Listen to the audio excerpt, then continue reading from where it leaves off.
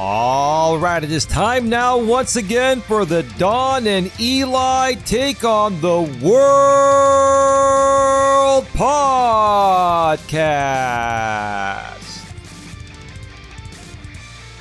My name is Elias Melas, but you can call me Eli for short.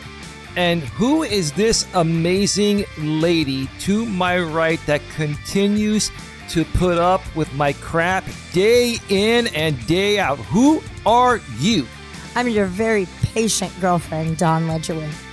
You're my very extremely patient girlfriend, Don Ledgerwood, especially with everything that's been going on lately. There's just an abundance of stuff happening, right, baby? Yeah. Absolutely. I mean, there's a lot. You don't know what to say right now, huh? I don't. I was just going to basically say that I'm pretty much impatient with everything else in life. But when it comes to him, I have to put every ounce of patience that's in my body towards him. Wait a minute. So you're saying, baby, that you're very impatient with practically everything in life. But when it comes to me, you have tried your very best to give me extreme patience. Yeah, absolutely. And it's, you know what? It's easy because I'm only concentrating on one person at a time.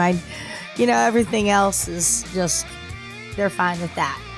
Yeah. Everybody else knows me, and, my impatience really comes from like traffic, waiting in line, or commercials. So, minor impatience. Isn't that a female thing, baby? No, I think that goes across the board to human beings. You tend to try to separate the female from the men and in their emotions and the way that they react to things.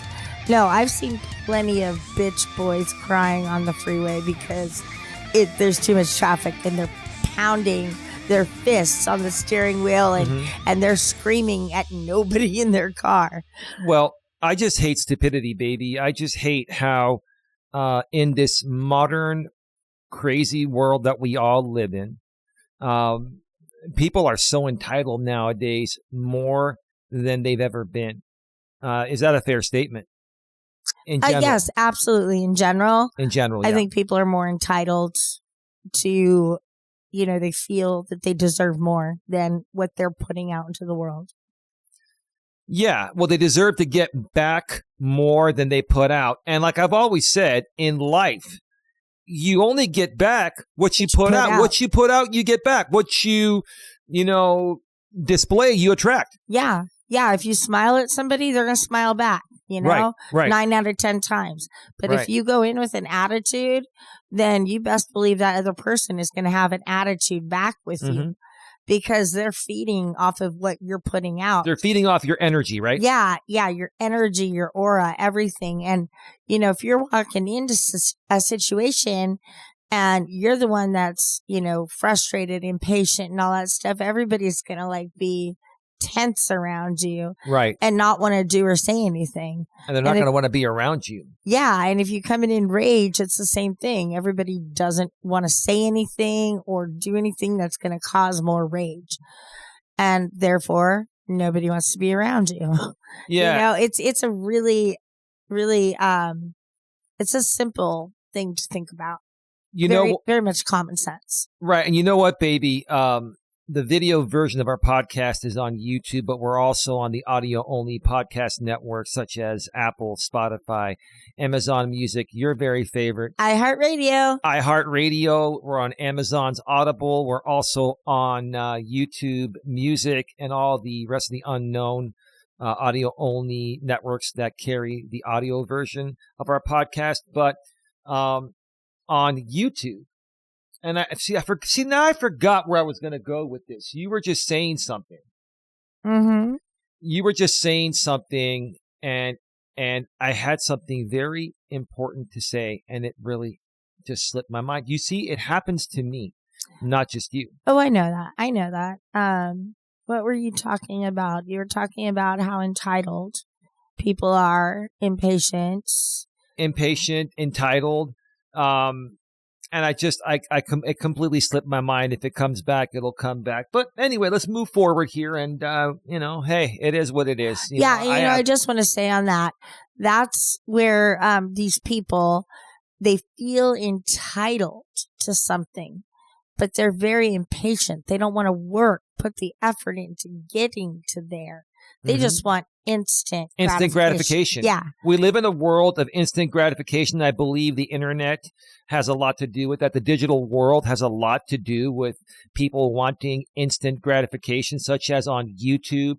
They want a shortcut, creating some crazy psychopathic videos that are filled with drama and BS, and then everyone tunes in, and people also want to make money off of other people's name and likeness and violating their copyright. It's just a very insane world that we live in, huh? Yes. And to what you're saying is like somebody's copyright, they've worked for that. They've put in the time, the effort, the money, all the paperwork that's involved with obtaining this copyright. And when somebody wants to come in and just take all of your work that you've done and replicate it, that's somebody being entitled and feeling that they could take what you've made so they don't have to do it themselves. They don't have to patiently wait to build their own, business. They're taking from yours. Well, that's because they've tried to create something real for a year or two and it didn't get them anywhere. And then they saw this other avenue, like many other creators see. They steal other people's content.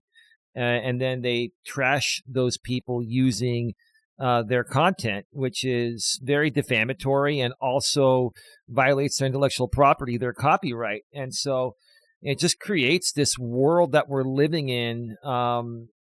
It's just a crazy world we're living in. And here in the U.S., the internet laws have not caught up to where they are in other countries. Other countries such as Canada and then the UK and other countries, they have stricter internet laws. But here in the U.S., we keep focusing on the First Amendment, freedom of speech, which, listen, I'm happy, and I believe you're happy to have First Amendment, freedom of speech rights. Absolutely. But they're not absolute.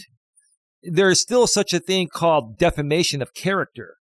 And, people still have intellectual property rights. You just can't take somebody else's hard work and then monetize it and make more money off their hard work than they are. If someone else is making more money off of your creative work, there is something seriously wrong with that, and it needs to be addressed. And we're actually addressing that here at the GNA. We're not going to go that far into it today.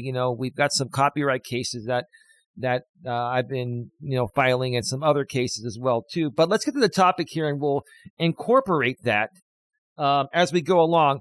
Welcome to episode number 22 of the Don and Eli Take on the World podcast. Today's topic is the value of time and flaky people. One more time, episode number 22 of the amazing Don and Eli Take on the World podcast is the topic is the value of time and flaky people. Now, before we get into that, and before I ask you how much do you value your time and how much do you feel flaky people affect the value of your time and all that, let's talk about this past week, babe. It's been insane. We have a lot going on here. We barely have time to even record this show. We're actually recording this show a day early this week. Typically, we record our shows on Saturdays, right? On Sundays. Sorry, on Sundays. You're right. But this week we're recording it on Saturday, August 16th, 2025. It'll be released throughout the entire podcast network, video and audio, on Wednesday, August 20th, 2025. And we have a lot going on. I've been working on a couple of copyright cases and even a civil case against some people on YouTube. We're not going to get into it. That takes a lot of time because I'm representing myself pro se as a self-represented litigant. I'm doing all the work myself that an entire law office would have probably 5 to 10 people do, right, baby? Yeah. Okay. So we got that. We got the regular things. We have 2 dogs. They need to be fed. They need to be given water every day. They need to be taken out to shit and piss multiple times a day. And then my lady Dawn just came out of surgery. It's been 4 weeks. I didn't just come out. Has it been 4 weeks already? Mm-hmm. I don't think it's been quite 4 weeks, but pretty. 24th. So then this. Today's the 16th. So it's gonna be next week. Will be. So it's been 3 weeks. Yeah. Okay. So it'll be 4 weeks. Yeah, 4 weeks. Like I said. It's been 3 weeks at this point that you've been out of surgery, 3.5 weeks, and you're still in some pain. Yes. There's such a thing as post-op pain from your surgery. So of course there is. I mean. Well, yeah. You have somebody drilling into your body and your bones. You're gonna have some pain. But you were trying to talk about the post-op depression. Oh, no, I'm not. Oh, okay. No, what I was saying is we're talking about the value of time today in Flaky People, but we're talking about how important our time is, and when other people don't value our time and the way that we value other people's time, it's very frustrating, and it does affect us. Yes, it does. Because also I was going to say, when you got out of surgery, at least the first couple of weeks, you required a lot more help from me. Now you're getting a little bit better. You're starting to heal a little bit more, right? Absolutely. And I don't have my arm in a sling right now because, having it constantly in the sling causes pain in my elbow. So because of the decrease of, moving it gets very stiff. Gets stiff. That's right. And so, they have said that I can take the sling off for a couple hours during the day. And then as long as I'm not doing anything that I can harm it. So just sitting here right now, it's fine for me. But, when I get done here and anything I do from now on, I'll have the sling on. So, but the pain is intermittent. It's not as bad. I was just telling Eli, after we get done with this route of medication, we could even decrease the amount or change medications. Yeah, and you're not addicted to the medications that you're taking. You've been prescribed some. I have 3 pills a day I can take, and sometimes we'll know the time. So for instance, I'll take it at 10. And so I could technically take it at 2, but I stretch it to about 3. Right. So about 5 hours. Okay. Yeah. The prescription is every 4 hours as needed. And if you don't need the medication, you shouldn't take it, even though you can take it every 4 hours. That's why they put as needed. So yes, you don't want to get addicted to it. That's why they do it that way. Well, they want you to take it as directed. If you take it as directed, you won't get addicted to it. Correct. So, but as far as I was going to say with pain management, even if you're not needing it as much, you can extend the time. But if once you don't feel when you feel that medication wearing off, you need to take another one just to stay on top of the pain.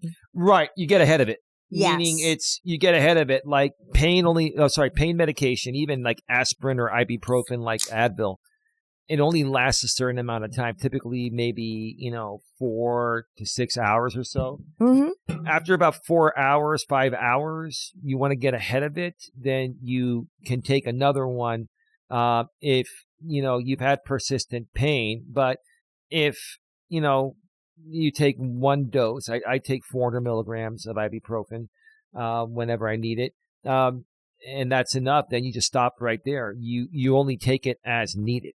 Yeah. I mean, that's typical about over-the-counter medications. Right. But if you're prescribed something as needed, they do that so that you don't. So if you're in so much pain and you think, oh my God, 1 pill's not enough, I'm going to take 2. That's when the problem starts. Right. Because then your body gets used to the 2 pills every time you have pain. So then you can't come back from that. And then it's going to be 3 pills. Right. So that's why it's very important to stick to the directions. Now, the reason why I mentioned it is because everything combined, like everything that we're doing is absolutely necessary, right? Sometimes, during some stages of life, things come up and, you have a lot of necessary things to do. On top of all of this, Don's dad your dad had his birthday last week, right? Yeah. But, we are going tomorrow. Now, by the time this gets released, it would have already happened. We're recording this on a Saturday. So tomorrow, Sunday, we're driving 3 hours to have a nice lunch/early dinner with your family, your mother, your father, and some of your other family members. Yes. And Don also wanted to bake a cake from scratch. So on top of everything going on, listen, I love my woman, and don't get me wrong, I still complain a little bit. When I feel overwhelmed, I think when anyone feels overwhelmed, they kind of get a little antsy. I agree with that. My apologies. You get that way too, don't you? Well, yeah. Yeah. But, with what was going on today with the cake is that Eli is so in control and doesn't want me to hurt myself. And so a 25 minute prep turned into an hour because he didn't know how to measure things and he was getting ahead of himself. And, I was like, no, you can't stir it this way. You got to do it this way. Yeah. Such a pain in the ass because he wasn't listening. Well, everybody has their own way of baking and doing things. I have baked in my past and done a good job. It's just you have your way, I have my way, and this is your gift to your dad. So yes. So my apologies. My apologies. If I made it a little bit more difficult, I wasn't trying to do that. But the point I'm trying to make is that it was just another thing that we had to do to prepare for this family event. I did my beard, baby. I know you did your beard. Just basic grooming.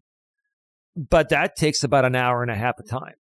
Okay, but you are constantly complaining about not having enough time. So what does that mean? You need to make some changes and some time management in your life. And, I've said it before, and I know our friends have said it.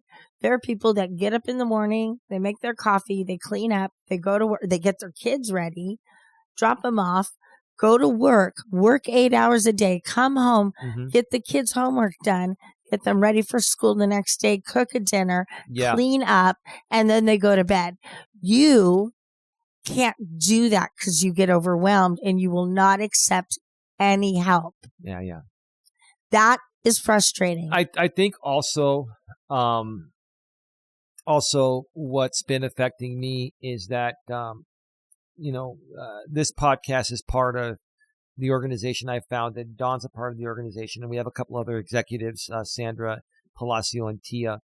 I'm the president and founder. Don is the vice president of operations. I've been trying very, very hard to get this organization funded and to grow it primarily through our YouTube channels, where the video version of this podcast that's on our main channel, GNA, Genuine Personal Development. And, it's not making a lot of money. And so, and we're living off of some past savings and investments and stuff right now. And the fact that this organization is not making a lot of money, most people, probably including Don and other people that care about me, don't consider it a job. And quite frankly, it is a job. It's a lot of work. And in order for this to become successful, you got to put in a lot of time and effort into it without making money and still getting everything else completed. And you're right. I'm not questioning you about time management at all. But, I can tell you this right now. If we stopped doing the GNA and stopped doing the content, it would free up so much time. And let's say I did something else to bring in some more income. it would free up so much time because I'd go to a job that would guarantee a paycheck. Yeah. This is not a guaranteed paycheck. No. But this is my purpose and our vision, and we can, and I want to make this work. And that's I'm just being honest with you and our audience and giving it to everyone straight here because you're right. I'm not going to question you or anyone for saying, hey, Eli, you've got a fucking time management problem. I know I do. But I'm telling you what my time management problem is. I recognize it. The first thing you have to do to correct an issue is recognize the issue, right? Correct me if I'm wrong. Recognize it and then actually do something about it. And that's why I'm even talking about it publicly on our podcast here. Because number one, you brought it up, you called me out, and I can't high five you because you're recovering. You know how much I love high fiving you. Yes. But yeah. So time is very precious. And like the topic states, the value of time and flaky people. Time is something that you can never recover. And we only have a certain amount of time on this planet Earth, right? Our time is limited. Some people will live longer than others, depending on how well they take care of themselves. But even if you live 100 years, your time is limited. You're not going to be here beyond that, right? And so you have to balance things out and use the time that you have on this earth as wisely as possible. Right, baby? Yeah. Correct me if I'm wrong. No. And that's my point is that you're putting in all the time where you've talked always, when we first started dating, you've always talked about a work-life balance. Right. That was like one of the first things in the description of you on the dating sites. And then it's like, we're dating, it's all good. And then we move in with each other and I see, that's not how it's going to be. It's just not. Well, I hear where you're coming from, and that's probably where it's not at right now. That doesn't mean it's not going to be there, and it's not where, I do want it to get to that point. Again, I think the main issue is we're trying to build an organization here that's bigger than you, myself, and our other two executives, Sandra Palacio and Tia. It's bigger than all four of us combined. Is that correct? It has the potential to be, yes. But with all of that said, that doesn't mean, you can't not have a home cooked meal and clean up for 30 minutes. Right. That's where I get really frustrated. You don't have to cook. You don't even have to do the cleaning. I clean as I go. But you are so OCD that you have to go back and make sure I've done everything the right way and placed it back in the refrigerator the right way. I'm telling you, this man knows everything in the places that it goes. Even if I put it in the refrigerator and it fits just fine. Mm-hmm. Oh, did you use this? Well, yeah, I did. Is that okay? Well, yeah, you can eat it, but you didn't put it back the right way. Okay. I fucking suck. I suck as a girlfriend and a roommate. No, you don't. No, you don't suck at all. Then I shouldn't have to hear that. You're right. We don't have the biggest refrigerator, and so we got to strategically put things in there. But you know what? I'll work on that. Look, listen, I'm not a perfect human being.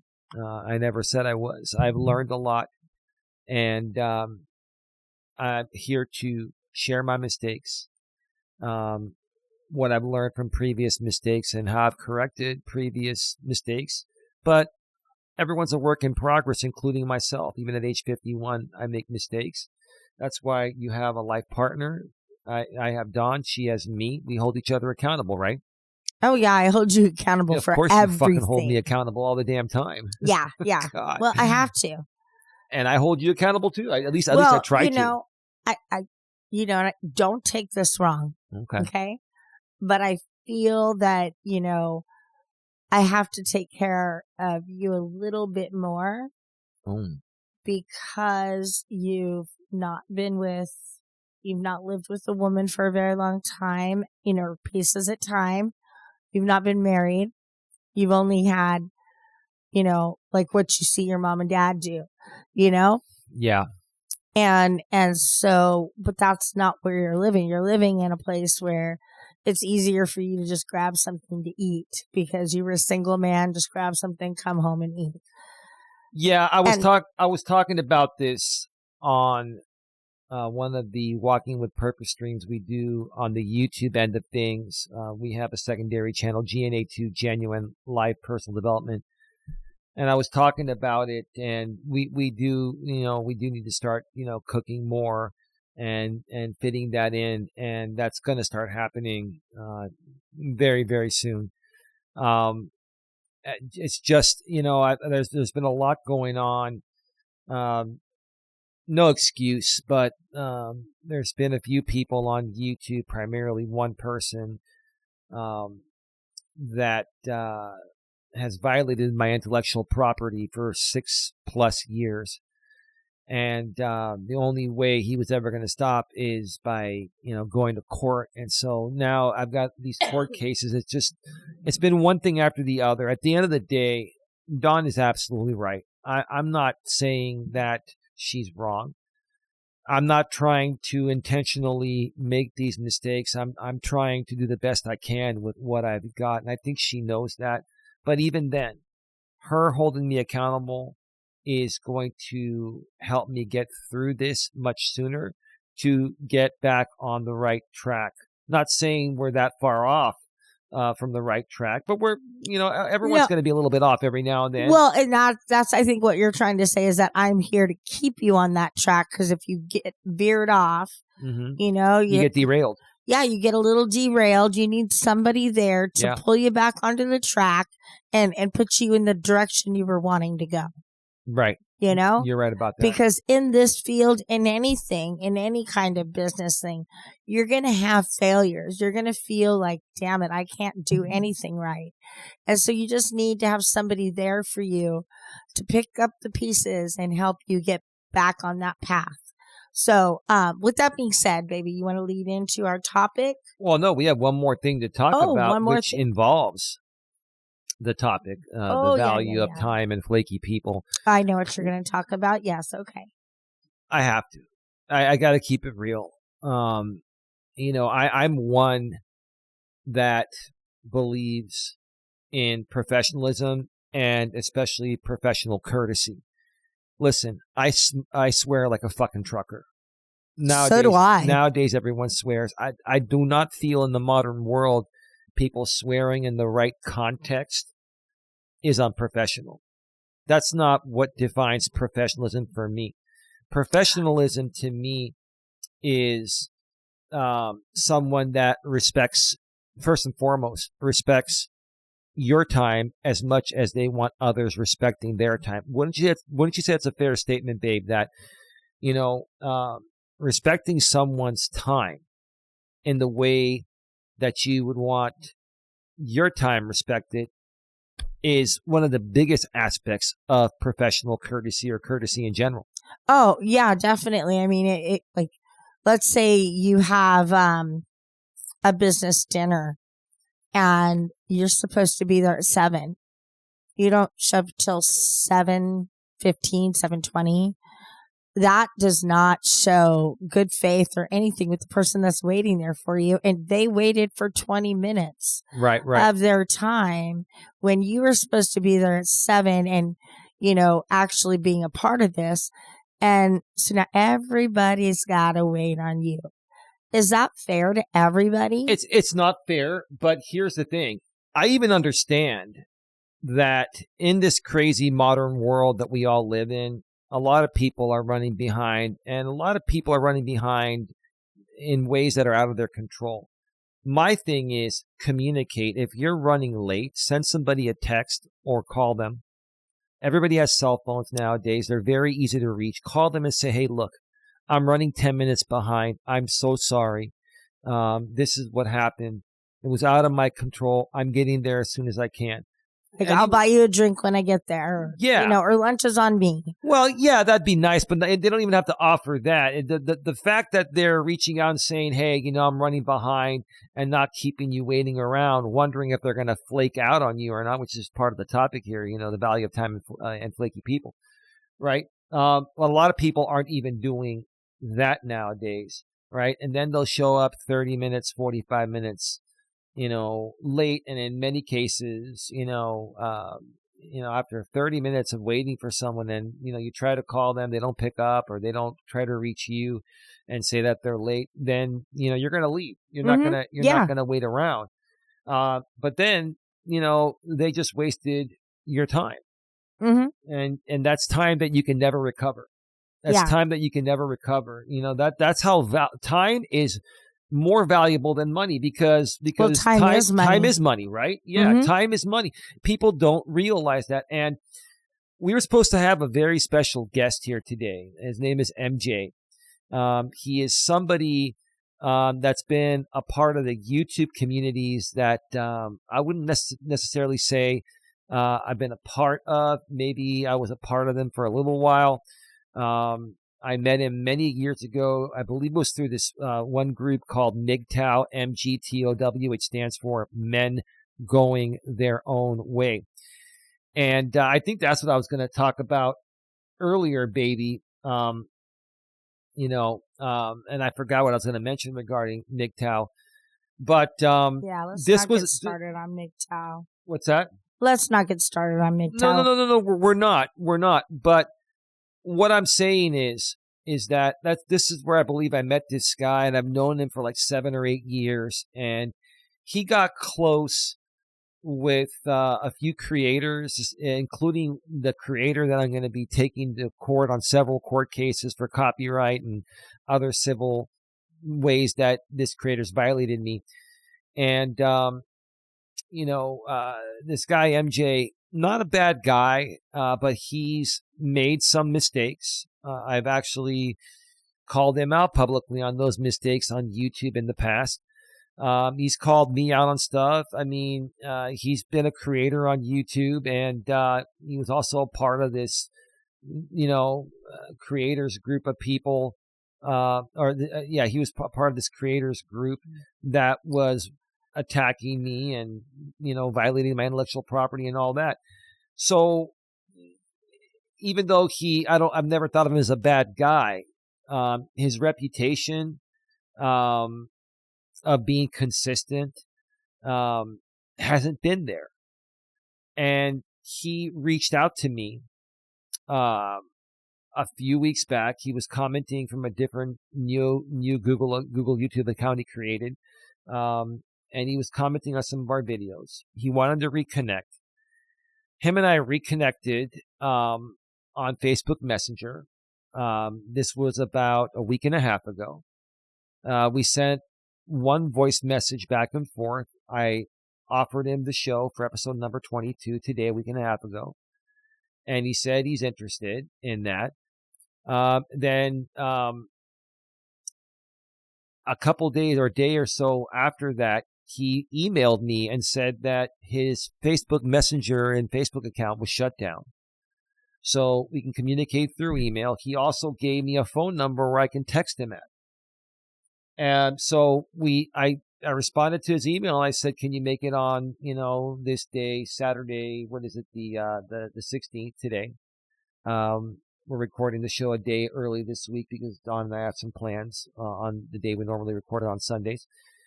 And he said, yeah, I can make it. So cool. So I always try to follow up with people 24 hours before something's supposed to happen, right? Just to give a professional, courtesy and say, hey, yeah, are we still on for tomorrow? And in case something happens, I can come up with something else, I'm not sitting around waiting until the time we're supposed to record this show, and then I can't reach him, and then it's like we have no show, right? Yeah. So I sent him an email, yesterday on Friday, the 15th of August, 2025, and it bounced back. It said the Gmail account is not valid. Okay, so first it was Facebook. Next, it was Gmail. Then my final option, he gave me a phone number to text him at. I tried texting him. He never got back to me. So, I was saying, if he doesn't get back to me by the end of the day, then I'm going to come up with a different show. And it's going to be stemming off of what he did, not valuing my fucking time or our fucking time. Yeah. Right? Mm-hmm. So I want to put it out there and say, look, I know, MJ, you're going to watch this, and I typically don't address people directly on these shows because this is our professional podcast, but I just don't care. I will. I just feel that what you did was very unprofessional. It lacked professional courtesy, and that's something that I would never do. MJ had invited me to be a guest when he was doing a podcast a few years ago, and we scheduled it. I was there like on time or even early. Like when I'm a guest on someone else's shows, I'm always at the very latest on time or a little bit early. And, I communicated with him. I followed up with him the day before. He followed up with me. It was all good. And we recorded the show.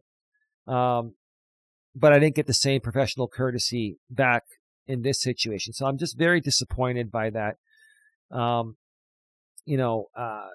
Professional courtesy and professionalism is extremely important to me. And just because on the YouTube end of things, a lot of people, a few creators and their crazy drama audience has painted me to be a piece of shit and has painted me to be unprofessional, that's not who I am. I'm a very professional person. And when it comes time to do interviews, to create content, when it comes time to work, I take that very seriously, especially if, somebody is giving me their time or giving me an opportunity to come onto their podcast or their show, which would further expose what we're doing here. Mm-hmm. Right? What are your thoughts about what I'm saying so far? Oh, no, keep going. You're doing great. Yeah. So, in those situations, in the past, I used to get very frustrated. Early on, I've been doing YouTube for, over 8 years. Don and I have been doing this podcast now for like just over 4, almost 5 months, right? But for the people in podcast land, I've been doing YouTube for over 8 years. And, for me, and now I forgot what I was going to say. Because, wow. Yeah. I mean, I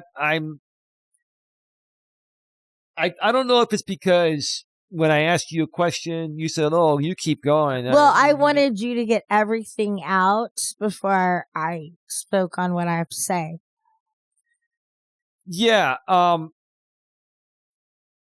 I guess, I'm just, I put in a lot of time and effort.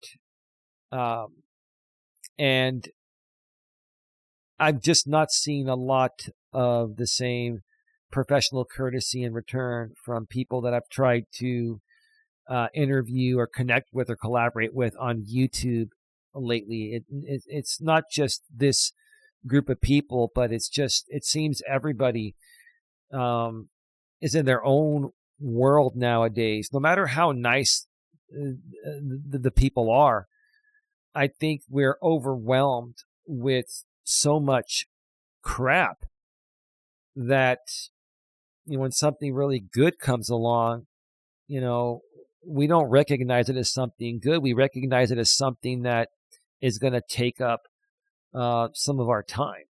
And everyone's time seems to be so limited nowadays that people are even afraid to invest any time in something like this, which is very good. Like, what are your thoughts, babe? My thoughts on this is that I have two different angles. There's the professional angle of being flaky or late or whatever, not valuing time. And then there's the personal where, you go to meet a friend and then they don't show up or, something crazy happens. That I think that there are more understandable reasonings for that you don't super get angry. You don't get triggered and you don't like shut them out, or fire them. Right. Right. But when it comes to professional time, absolutely. I have a lot of doctor's appointments and it's very important for me to be there on time to respect their day, because if I'm late, then I'm not only affecting the doctor, but I'm affecting all the other patients that are after me. And if you're more than 15 minutes late, they just cancel they the don't appointment. see you. Yeah. Yeah, they cancel it. Yeah, but it's very important when you're working in a job or looking for a job to be punctual, to be completely ready. And when it's important, try not to have those flaky times where you're going to be 10 minutes late. Like you already know the traffic is going to be there. Call the person, or you know what? Wake up 10 minutes earlier. You can always check the traffic right when you wake up to know what to anticipate, like what's out there. And then when you have to leave. But you always want to wake up with enough time to prepare yourself to leave the house. Right. So, that I think is very, very important. As far as like today, yeah. This is a professional thing. I think it was very inappropriate to... I think it was fucking rude. Okay. I think it was inappropriate for him to make an initial reach out to you for reconnection and set this all up as far as the ways you guys can communicate. You asked him to come on. Everything was cool. And then he disappears. And that's the thing about YouTube, is that it's so easy to ghost people. And also it's such an influential place. If somebody gets the knowledge that you're going to go on a show and let's say you're going to be talking about something where they were involved at one point, but they're not now, they're going to try to get you back any way possible to not talk the shit about them. Right. So that's when they put that guilt on that person or any blackmail, and that person flakes out. And the only thing they know to do, rather than standing up and saying, I can't be there, is to ghost you. Because that's what people do. Yeah, I think because we were promoting, and we promote the shows a week in advance. There's nothing wrong with us promoting the show and saying, hey, MJ is going to be on the show. But then the other guy probably tried to reach out to him and say, hey, you know what, don't go on Eli's show, and don't go on Eli's show, or else I'm going to do this and that, right? Yeah. Now, we're not 100% sure if that happened, but that has happened throughout this group of people in the past. And all I'm going to say is this, okay? I'm going to address, the elephant in the room, which is MJ in this case. I'm going to address you directly. You're in control of your own life, sir. And I don't know what happened here. Maybe you're in the hospital. Maybe something terrible happened. If that's the case, then we apologize. But we don't think so. I look at people's patterns in the past, and I can kind of put two and two together. I can definitely put two and two together through pattern recognition, and see who's bullshitting me and fucking around with me and playing with me, or who's genuinely not able to make it over a reason out of their control, to the point of where they can't even reach out and say, hey, I can't make it. Yeah. All he had to do is say, hey, dude, I can't make it. Even yesterday, last minute, right? Yeah, and he doesn't have to give a reason. He doesn't have to say, like, just say you can't fucking make it. Yeah. You don't have to give a reason. I'm not available. Alrighty. But the thing is, this one other dude that could have potentially reached out to him to influence him, the same guy that I'm going to be taking to court on several cases. If this guy reached out to him and threatened him, if he comes on the show, he's going to expose whatever, right, that he has to expose, right, if he even has anything. MJ, that's on you. If you're going to allow this person or any other person to control you, if that's the reason there, that's really sad, because This guy's even older than you and I. I think he's like 55 or 56. And then the other guy's a 40-year-old man that's young. If you're going to let this 40-year-old spoiled man control you, a 55-plus-year-old grown-ass man, then that's sad. Now, hey, I could be wrong. Maybe it's that, maybe it's not. But in the past, it has been that. And if that's the case, we can't blame the 40-year-old, that's doing this. We're going to blame the guy that didn't show up and didn't let us know for whatever reason. He should let us know. And if some emergency did happen, he should let us know in the upcoming days or weeks or as soon as possible. Mm-hmm. Right? And that's all. That's all I'm saying there. So go ahead. Did you want to say something? No. I said what I had to about that. So yeah. So, how did I handle this situation? In the past, I would get pissed off. I think this is what I wanted to talk about earlier. In the past, I would get pissed off on YouTube and I would go live and call people out. Like in the past, and I think I kind of briefly mentioned this on the Walking with Purpose stream, yesterday, as of the day of this recording. Yesterday was Friday. Today, the recording is Saturday. I didn't go off on him. I typically would have done a studio show live and gone off on him and mentioned everything that he's done in the past and blah, blah, blah. But I didn't do that. What did I do? I sat there and I said, I always have a backup plan. Yeah. I can create any show just like that. Don and I, we can create a show and talk about any topic. I walked in here, literally didn't know what we were talking about. He was telling me, and I was on my phone, and I sat down. I said, what's the topic today? I think I did tell you yesterday, but you were kind of half asleep. Yeah. Well, it depends on when you're telling me. I told you that MJ's not going to. Oh, I knew MJ wasn't going to be here. Yeah. But I didn't know what we were talking about until I walked through the door of the office, is what I'm saying. Yeah.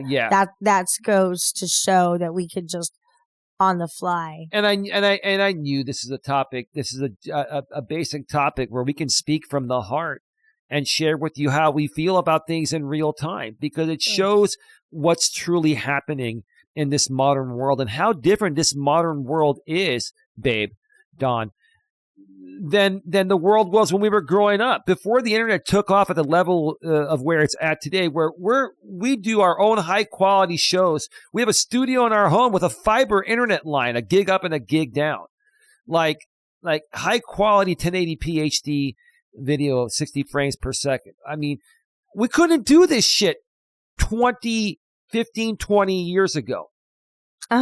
Right? 15, 20 years ago, 20 years ago, you and I were in our early 30s. We were adults. We couldn't do this. We grew up during a time where things were different. And to a certain extent, I really wish that a lot of core values, at least, were the same nowadays as they were back then. Do you feel core values have changed nowadays because of all this, babe? Not necessarily flakiness, but in the way that people value their own time and others. I believe other people in other generations were more punctual. Where this new modern world, they take it for granted. They take people's time for granted. Right. Even as freaking stupid as like going to a restaurant with other family members. If you have a reservation for 3, you don't show up till 3:30. Everybody's waiting to order at the table. It's like, it's rude. That's just something. It's rude. And when you're planning on being somewhere and somebody's waiting for you to do something, like a show like this, right? Then it is like, it's a kick to the gut. Like what happened? It's like you feel dumbfounded. I'm not even pissed off, baby. I'm more so disappointed, and at the same time, I'm not surprised, because people's patterns. You know the patterns of your family, your friend. You know my patterns now after almost 4 years of being with me, right? Yeah. So and Don and I are really good at pattern recognition. Maybe we'll do some shows on that because other people that may not be as good at recognizing patterns as we are more susceptible to be gullible and be taken advantage by people in this crazy modern world. So we want to help you learn how to see things that we can see. And again, after a while, when you're hanging around people, whether they're family or friends or people online or whatever, you're going to see their pattern. And, if their pattern is more consistently flaky and negative, then they're not somebody you should really focus your time on working in any capacity professionally, right? Does that make sense? Yeah. No, it makes total sense. You got to focus on people that show you a consistent pattern of professionalism. And again, I understand that being prompt is important, and I've been late at times. But see, even when I've been late, I always reach out to people and let them know. And when I anticipate I'm going to run a little behind, sometimes things happen out of your control. Sometimes you have technical difficulties, and they just happen that moment. Mm-hmm. And if you don't fix them, and you're recording a podcast, it's not going to turn out. Yeah. Right? Yeah. So in that case, reach out to them and say, hey, I need 20, 30 minutes. I'm so sorry. Is it still okay, or should we record this another time? Communicate. Professional courtesy. Professionalism. That's critical. So I always tend to focus more on people that have a more positive and professional history of being consistent and not being flaky, right? Mm-hmm. So anything else you want to add to that before we have 4 Reddit postings. No, let's we're get gonna into Reddit. Blitz through before we start our first, let's make my first break now. Okay, hold on. Yeah. Don is going to take a little potty break. I'm going to turn off the camera here. Are we good? And while Don is doing that, I want to make all of you aware that are listening to us audio only throughout the audio only podcast network, such as Apple, Spotify, Amazon Music, my lady's favorite, iHeartRadio, Amazon's Audible. Amazon has Amazon Music and Amazon Audible, 2 different ways that gets you exposure if you're running a podcast. It's another line on a Google search, right? We're also on YouTube Music and the rest of even the unknown podcast networks. I believe we're on over 20 of them. If you do a Google search for the Don and Eli Take on the World podcast or Don and Eli Take on the World podcast, you will see. If you're listening to us audio only and you would like to view the video version, which is the same thing as the audio version with just, us here in the studio. And if we're going over some articles or postings, we show stuff on the screen. You're going to want to go in the description of wherever you're listening to us audio only. And for that particular episode, such as this one, you will see a link to the YouTube, video of this current podcast. That will also take you to our main channel on YouTube, GNA, Genuine Personal Development. While you're there, please subscribe, bang the bell, and then select all notifications so that way you will not miss any piece of content we put out on that channel. Right now, we have a lot of past content on there, but right now, the only thing we've been uploading there once per week on that main channel are these podcasts, and they get released every Wednesday at the same time. The audio-only network gets the podcast every Wednesday at 11 a.m. Eastern, 8 a.m. Pacific. Also, while you're, there watching the video version of our podcast, if you go to the description section of that video, a couple lines down, you will see the link to our secondary channel, GNA2, Genuine Live Personal Development. That's our channel where we go live, if not every day, almost every day, about 350 out of the 365 days of the year. I do what's called a Walking with Purpose live stream, where it's just myself, selfie stick and a camera, good audio quality. Are you ready to go back on camera? Okay. Back on camera. Okay. Hi, guys.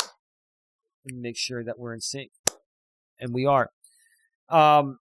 We have a topic on those streams, but they're typically also informal. People can ask any questions as long as they're reasonable. If you troll, you will get banned.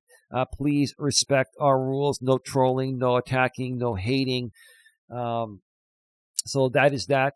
I also, Don and I also sometimes do these walking streams together. For the time being that Dawn is recovering from her, shoulder clavicle surgery, she's not doing them, but she'll be back probably in a few weeks, 2 to 4 weeks, right?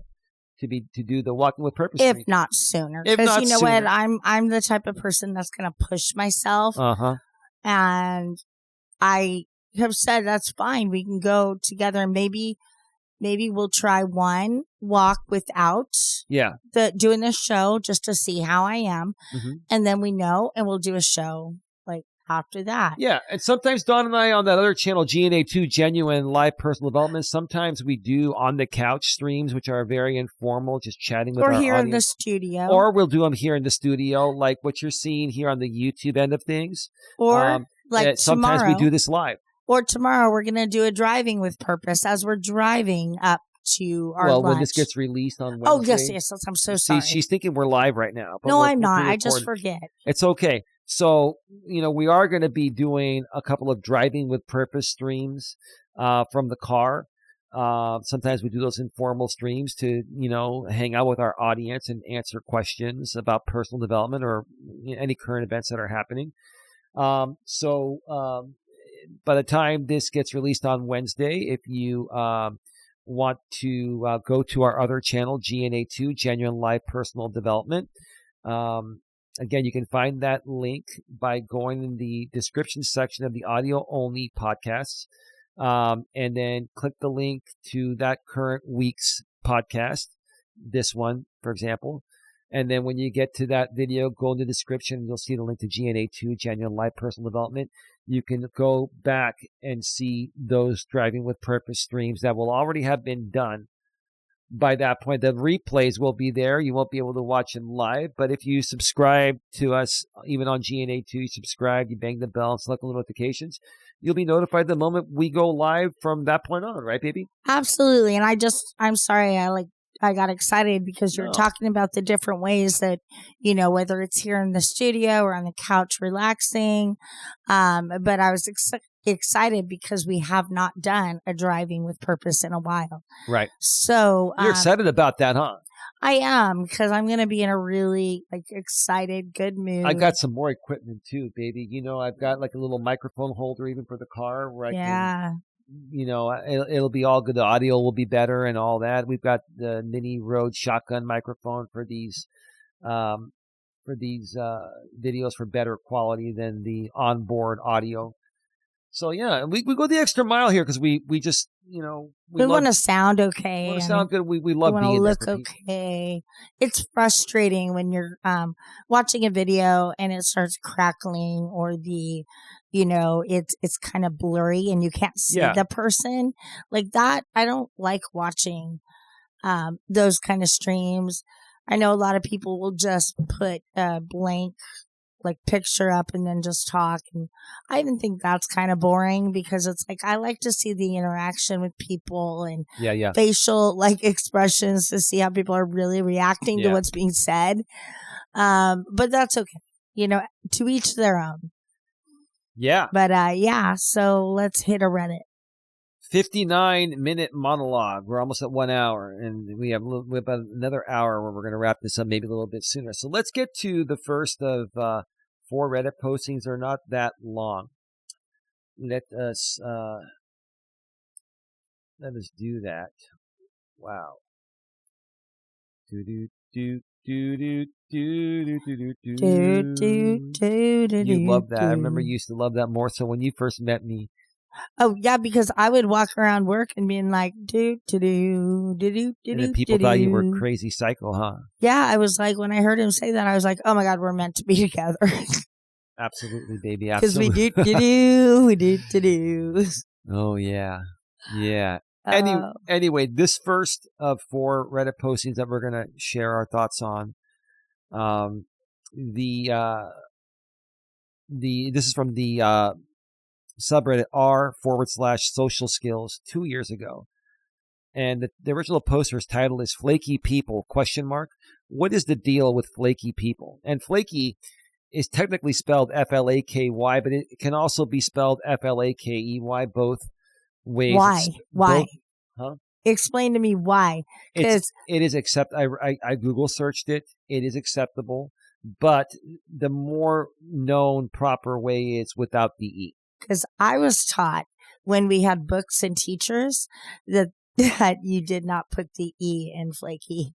No, you So, don't. yeah. No, technically you don't, but it has been accepted. And so, but anyway, Alrighty. I mean, it's all cool. It's yeah, we're not gonna be the grammar Nazis. Yeah, I'm no, a massive grammar Nazi on YouTube, but you know what? I'm not, because there's so many like slang terms nowadays. And so I keep up on that, but I don't understand misspelling a word. That one got me. yeah. Well, let's continue. What is the deal with flaky people? It feels like 90% of the people I make plans with can't follow through with them. Well, join the fucking crowd. Yeah, I mean, but we all have to remember people have busy lives. And we have to take that into consideration. But when you're making plans with people, you already take those considerations in when you're scheduling time and where you're going to go, what you're going to do. You know, you're not going to schedule a weekend getaway to a cabin in the woods, you know, if you've got an obligation Sunday afternoon, you know, like, because then you're overextending yourself. You're like, oh, okay, I'm going to go out and have fun with, you know, the girls or the guys or the kids and the family, whatever. But you know you have to be somewhere the next day at a certain time. So therefore, now you're putting pressure on your whole family that they've got to be done and stop having fun by a certain time so you can get in the car and get back for your appointment. Yeah. Why'd you double book? Why'd you put yourself in a situation where you're going to have to choose and you were going to flake out on one of 2 people? Well, I have an interesting story. Oh, you do? Well, this has happened in the past, but let me read this before I get to that because this makes sense. Either they sleep in through it or something comes up or whatever. I had a friend over today who took another friend's call and left to help him with something. Like, am I missing a piece? No. When I was a single man, and I'm talking about, I've used online dating, for 20 years. Everyone uses it now because you can filter out what you want and don't want, right? But initially when I was using online dating, I used to get flaked on so many times. And it was because I realized that the woman got a better offer. Like what happens with women and men, it happens with men too, so I got to be fair. But women tend to be a little bit more flaky in the dating world nowadays because women hold the cards. They have more options than men, and they're getting, 10 times as many more messages as men are, right? So, what I realized how to combat this is that I would not meet any woman that wasn't willing to have at least a 1-hour phone conversation with me a night or two before we were supposed to meet. I think that's very reasonable. And I'll tell you why. Because if that woman was willing to give me an hour of her time, that means she's really interested in getting to know me, and she's less likely to flake, and she's less likely to have a better option waiting in the queue that hasn't confirmed the date with her, right? Because okay, let's say as a woman you have 5 guys that, okay, these are all cool, but this is in order of which one I prefer to go on a date with first, right? well, if he's not getting back to me and making plans, I'm going to go with option number 2. But let's say you make plans with option number 2, then all of a sudden option number 1 that you wanted initially gives you a call and says, hey, I'm free, tomorrow, which is the same time you had a date planned with the other guy. The courteous thing to do would be to cancel the date, but a lot of women don't cancel. They just ghost you. They just flake, right? Or a lot of people, even men, do it too. But what I'm saying is that, the way to properly vet people in this situation and to prevent being flaked on in any situation is, especially if it's like dating, have a 1-hour phone conversation. If you're meeting a woman online, say, hey, look, before we meet, I'd like to just have a conversation by phone to get to know you a little bit better and, see how it is. If that goes well, then we can meet and see where it goes. And I got some women back in those days when I was single. I don't have time for this. Okay, well, you don't have time for a 1-hour phone call. Then I'm not going to give you my time. I'm not going to invest. I don't trust that, you're into me enough to want to get to know me. I think I'm a second or third or fourth option, right? Yeah. If a woman has you at the top of her option list, she's going to make it apparent. Oh, yeah, we can have a phone call for an hour or two. And then I said the same thing with Don when we met. Are you free for a call? Yeah, we were on the phone for 4 fucking hours? Yeah. And I was like, 4 hours. Okay, I got to be at the top of her list. So this is worth investing time into. And so people are gonna flake unless you hold them accountable. Mm-hmm. And you have to hold them accountable. That's the bottom line. Like in this situation, this is a friend that was over at his place and they had plans, and then it sounds like his friend got, a better offer, and then he left. I don't consider that a true friend. Now, let's say the person that he got a better offer from by phone while he was hanging out with his friend, if they're all a part of the same group, even if they're not, if I was in that situation at a friend's house and I got a call from their friend, I would say, hey, do you all want to hang out with us? I would try to make it a group thing. I wouldn't just say, hey, dude, thanks for inviting me over. I got a jet. Yeah, there's circumstances, though. Like, what if that, and I'm not even talking, like, we're talking friends. What if that friend that you were hanging out with just to hang out with, it's fine. And then you have another friend and he calls you and says, hey, I have an extra ticket to tonight's game, wherever you live, can you make it? And he really has no other plans but to hang out with this guy. Mm-hmm. So he's going to take the opportunity to go to the game. And if your friend is a real friend, then they're going to go, fuck yeah, that's a great opportunity. Go, have fun. Absolutely. But if that other person is just saying, hey, why don't you come hang out at my house? Mm-hmm. And it could be just you and I and not want to include everybody else. And maybe it was 2 guys hanging out and the chick called him. Like maybe.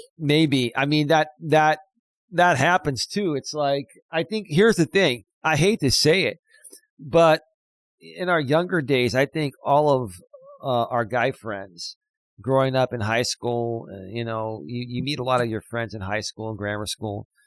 And then you still remain friends. And as you get older, we all still hang out. But then when the woman that we're waiting for, I shouldn't even admit this, but yeah, if we get a call from a woman out of the blue that we're into and she wants to hang out with us, oh, we got a jet, right? And then they start calling us flakes. It happens, and it really shouldn't, especially when you get older. Like, I can understand people being flaky in their teens and their 20s, but when you get into your 30s and shit, and you've learned life, and you're truly an adult at that point, because at 18, I don't consider people adults, even though they legally are. But by the time you get to 30, you shouldn't be doing that shit. What are your thoughts? Yeah, but my thoughts is if you're hanging out with your buddies, okay, y'all are sitting around having a beer at the bar, and you get a call from a chick that is like, I'm available, come on over. You're like, fuck yeah, I'm going. Yeah. If your boys are not giving you high fives as you walk out the door and smacking your ass, then those are not real friends. Well, because you're going to go get some, and every one of your friends should be with pom-poms cheerleading you on. You know what I'm saying? It's like, that's how us ladies would be. Like, ooh, go get that. So, I mean, there's all different angles to the flakiness or disrespect. Because I feel like something like that, that's not disrespectful. Yeah, it still technically is, but every guy has done that. I've done that. Every woman has done that. But here's the thing. As you get older, like, honestly, as I got into my 30s, I wouldn't flake over women anymore because, when you would, if you have plans with people, don't make other plans. You should say, hey, look, I'm hanging out with some friends right now. I'm busy. Let's make plans another time. And then she might say, oh, come on, leave your friends and come and see me. I can't do that. I wouldn't want to do that to you, so I'm not going to do that to them. And when you do that, you're basically showing the woman that you're respectful of people's time, and you're also not, controlled by her. Because a lot of women like to see how far they can jerk your chain to see how strong of a man you are. It's like the shit test, right? And so in that situation, tell the woman, hey, you know what? I'll call you tomorrow. We can make some plans, but I don't want to be rude to my friends. And you know what the woman would do? Go bang some other guy. Delete your number, never talk to you again. Oh, that's, you know what? Then she's not the right woman. Well, and that's fine. She might not be, but she could be. And that's the thing. And you're taking this like way, way too far for the flakiness. If this is a girlfriend, different story. If this is a woman that you just started talking to from online dating or something, there's nothing there yet. What is one thing you could have done to make the whole situation better? Regarding what? With the woman calling you and saying, hey, come over, leave your guys. What would be a better suggestion? Have her come and join us at the bar. Exactly. Yeah, and then y'all can leave. You can leave with her. Sure. And in that case, I'll say, hey, guys, you mind if I invite blah, blah, blah over? And see, if she's somebody new and still getting to know you, and then all your friends are there, that could be an awkward situation. No, that's the best time. But see, here's what you're not getting. You are an extremely outgoing person, and I respect and love that about you. But not everyone is like that. Most people are not like that, and that would be kind of intimidating to a woman like that. I don't know one woman in today's modern world that would have a problem with that.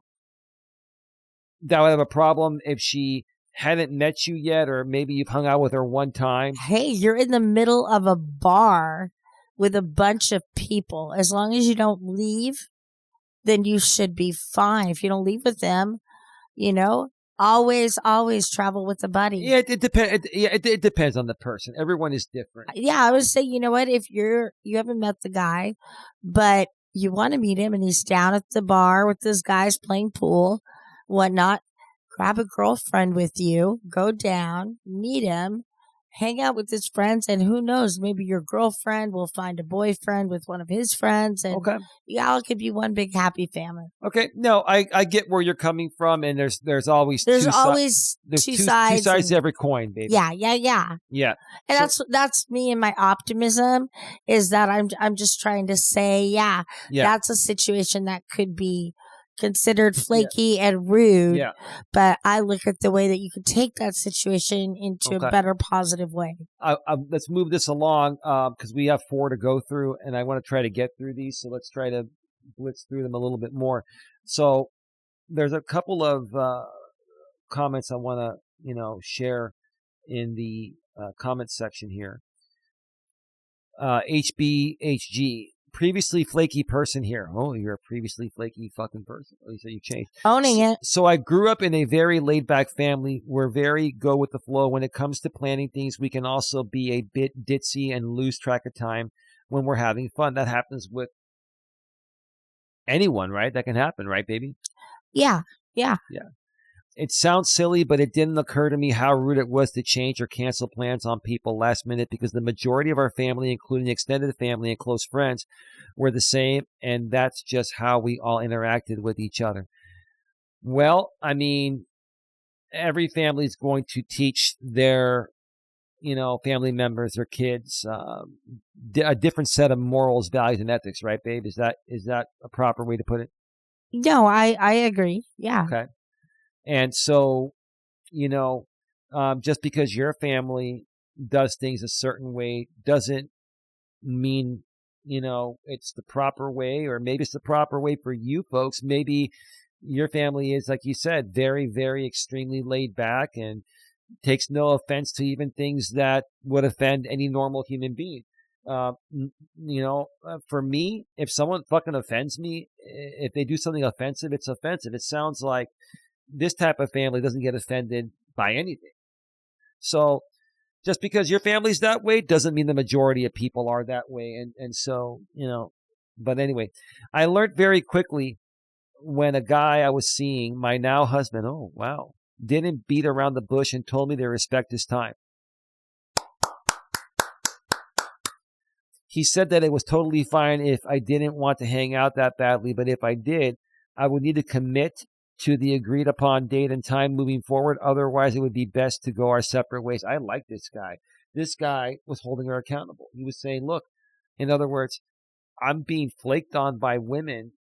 And I'm sitting here saying, look, if you want to hang out with me, let me know. Let's make some guaranteed set plans, or let's just part ways. Well, yeah, that's the best thing to do in the beginning. Okay? Yeah, it twitched you. Yeah. Go ahead. I'm okay. But that did zap my brain too. It zapped your brain. So basically, what was said there? We were talking about how this guy that this woman is now married to initially held her accountable and said, look, if you want to hang out with me, let's make a set time and stick to it. Let's make guaranteed plans. And if you're not willing to make guaranteed plans, then we should go our separate ways. Why the fuck you want to date someone that's not going to make guaranteed plans with you? Oh, I agree. I absolutely agree. I just think the approach was a little harsh and abrupt saying it that way, but I agree with what the outcome should be, Yeah. Anything else you want to add to that, baby? Oh, no. I guess the moral of the story is that maybe it is a good idea to assert your boundaries. I'm beginning to become more accepting of the word boundaries now. I am, because things have gotten better in your world with your family. We're not going to go into detail, but I used to really not like that word. But now I get it, right? So I guess the moral of the story is that maybe it is a good idea to assert your boundaries. I'm not sure if these people are consciously being unreliable or not, but if you teach people how you want to be treated, you might just get what you ask for. Good luck. Here's the thing, and let me get your opinion on this, babe. So if you don't hold people accountable, they will keep on pushing you around. They will keep on, like Coach Corey Wayne, another coach I've been watching on YouTube for years, would say, they'll keep on jerking your chain, especially with women. When I was single, in my younger days, women would jerk me around because I didn't hold them accountable, right?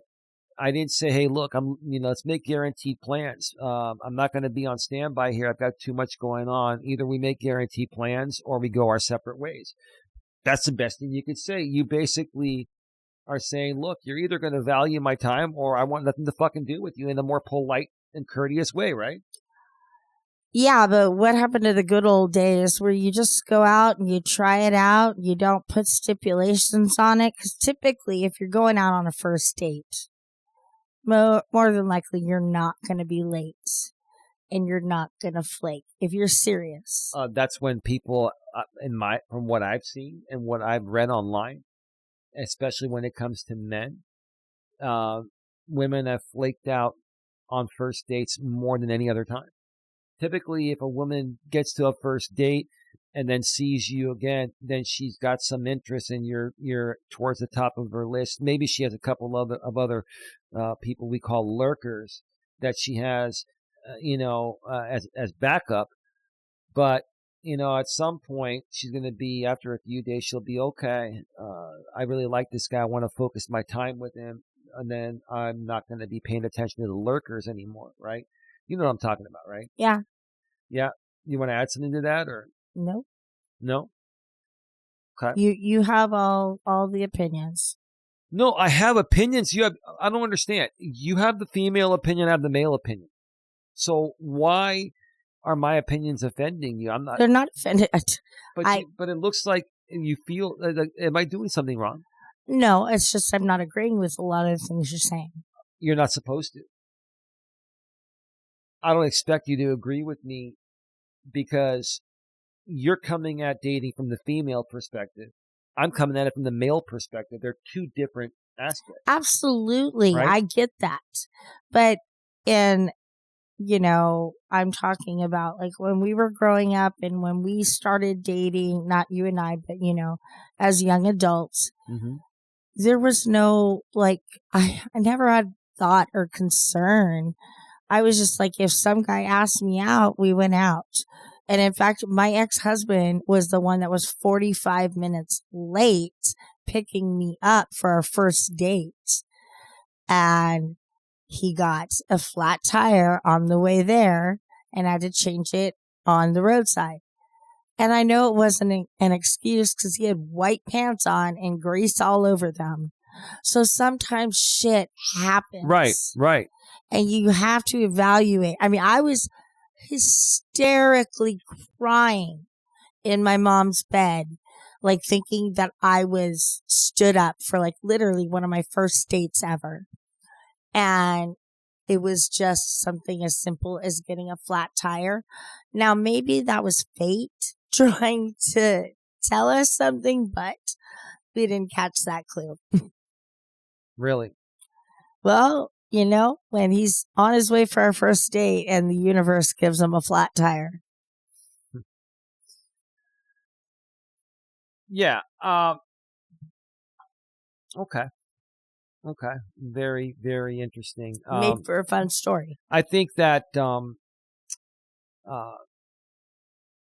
you were fortunate to find someone at a young age. Again, it didn't end up working out, but it worked out during that time. You thought he was the one for you and vice versa.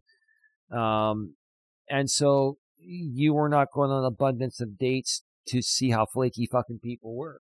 Now, yes. I guess it was because we were both young. I was a teenager, he was a little older than me, but his job was at the mall. He was a security officer. He was a mall cop before he became an actual cop, right? Yeah. It was just fine job for his age. He was 20 and, well, no, he was 22. I'm lying. 'Cause he's 5 years older than me. I forgot about that. Mm-hmm. Yeah. So, yeah, he was a little older than me, but, still it worked out. I mean, I can't say I regret anything because I have two beautiful children and I had you do 13 years of a marriage with somebody who didn't hurt me or abuse me. It just was simply not meant to be. Not meant to be. Two people on a different path in life, And I was more of a casual person where he was more of a drill sergeant person. Yeah. They don't mix. You had different personality. Your personality types were way too far apart. You and I have similar personality types. We have different opinions like everyone does. But I believe our personality types mesh a lot better. Okay. Is that not true? Well, I'm just thinking of my interests and your interests and how they don't have anything to do with each other. What do you mean by that? Well, I'm not into all this techie YouTube all day long shit. Oh, I would expect that. And I'm into going out and playing darts or playing pool. I like that too. Going to the beach, going for walks. I like that too. But how much? Okay. Agree to disagree. Well, just because, well, we have done that in the past, and we haven't done a whole lot of that lately, but we are going to. Once you heal up, we're going to go to the beach and do all those We were things. talking about priorities, and your priorities here are this. And we know this because when you go walking, like you have to go walking almost every day. You have to. And when you're walking, you still, like, you work all day, you go walking, and you come home, and then we're talking about it. We're looking at people's reactions. And for me, it's a 14-hour day. Okay. So that's where I'm saying we have like, different priorities. Here's the thing. Like I said earlier in the show, and we'll talk and figure this out. The organization is not funded, and I've been putting a lot of time into it, and while not making a lot of money directly from the organization, because that's what it takes to move it forward. We're going to have to sit down and figure out how to better do that where it doesn't cost us the time it's been costing us. Because you're mentioning that over and over again, so it's obviously bothering you. And I don't have a problem putting this out there publicly because people can learn from this, right? So we will work on that. Mm-hmm. And I'm saying that respectfully. Oh no, and I'm doing all this because I want people to know that we're not perfect. We're far from it. Yeah, we've had our situations where we have been kind of flaky at times, which has bothered me. We have been late to things. It's bothered me. Yeah. So, there's nothing wrong with our relationship. We just have two different ideas about things. Absolutely. The original poster actually had one response here. Then we'll get to the next one here. Okay. Yosemite Sam 666 original poster. Thank you. That's a good perspective. Some of these people are brand new in my life, so it's hard to set a boundary like that right out of the gate without simply cutting them out. So that's what I'm being careful of. Thank you so much.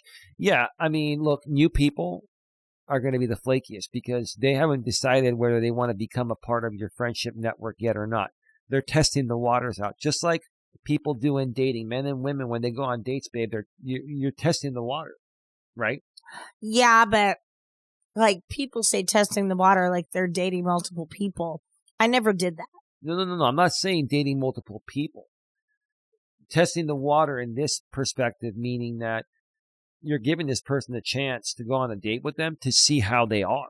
And to see if you have that feeling of whether you want to continue dating them and potentially getting into a relationship with them, right? That's all I'm saying. I'm not saying dating multiple people and banging multiple people. No, that's not what I was getting at either. I was getting at the same kind of thing as you, is about getting to know each other right away. You don't need to know everything about a person, right? But you should know the basics of a person's personality, excuse me, their wants, their needs in life, what is important to them, what's not. Those are all things that I gathered when I was looking for a partner. And so talking with him and doing all of that, I was able to feel comfortable enough to go anywhere in public with him. Yeah. That's a huge thing. And I think that's something every person out there should be doing, is because there's so much crazy going on. Yep. What is 1 hour of your time just to make sure you're not going to go on a date with a serial killer? Yeah, I got to the point of where I wouldn't even want to waste a half an hour of my time with anyone that wasn't willing to at least have a 1 hour phone conversation with me, because the bottom line is again, women shit test men, and I would shit test women the same way they would shit test me. And my shit test was, look, if you're not willing to have a 1 hour conversation with me, that means I'm not important enough to you. So why would you want to go on a date? Like, you're not getting that feeling of butterflies or excitement. Like, you want to go on a first date with someone that is feeling excited about going on that date with you, and you're feeling excited about going on that date with them. Just like when you and I met, I was excited to drive down, and we met after work. It was 10 o'clock. It was late at night, but I was excited. I was looking forward to meeting you. And we had a 4 hour phone conversation the night before, and I was like, I was tired, but I'm like, I want to meet this woman. And I was like, I am getting off of working an 8-hour shift. I don't have like makeup to touch up. I don't think I'm in my work clothes. And I said, I don't care. Yeah. And he didn't. I don't care. And here we are almost 4 years later. Yeah. Right? Yeah. That speaks for itself, right? And it, you know what? That was the great thing is I didn't show up fake. I showed up like I normally am during the day, you know? And that's what won me over. And that's what won him over. What won me over is the fact that you're a real person. You know, and you told me, yeah, you know, I've got issues, this and that. I've got issues. We all have issues. I got issues. But the thing is, you got them too. The thing is, we all have issues. The thing is how authentic are you? Because if you're an authentic person, then there's a better chance that you're the type of person that can resolve issues and conflicts and work things out in the relationship. And that's what I was looking for, and that's what I saw in Don. We have our moments, but even we have our moments and disagree, we always come to a resolution. It might not happen that moment. Sometimes we've had issues on doing live streams, and people are thinking, oh, there's something wrong. We need to do a wellness check. No, you don't. This is a relationship. Have you ever been in one? Do you understand that you're not always going to agree and shit happens? Okay? And we're trying to work on the way we communicate so that we don't get into a little tiff. You know, while we're live on the air. While we're live on the air. We've been working on that for a very long time, you know, in order to control emotions and stuff.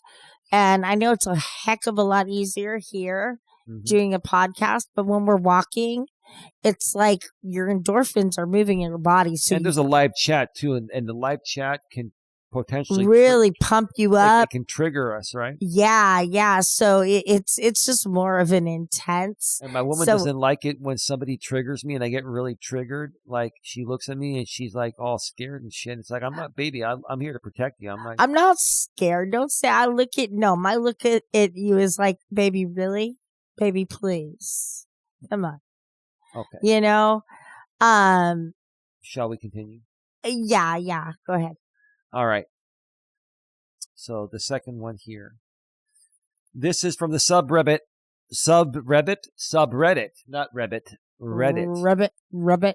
This is from the subreddit r/adulting, and the original poster's title is, "Are we just accepting that society is flaky now?" Yep. I'm so tired of last-minute canceled plans. There we go. Yeah. Who isn't, right, baby? Mm-hmm. I am an understanding person. That's good.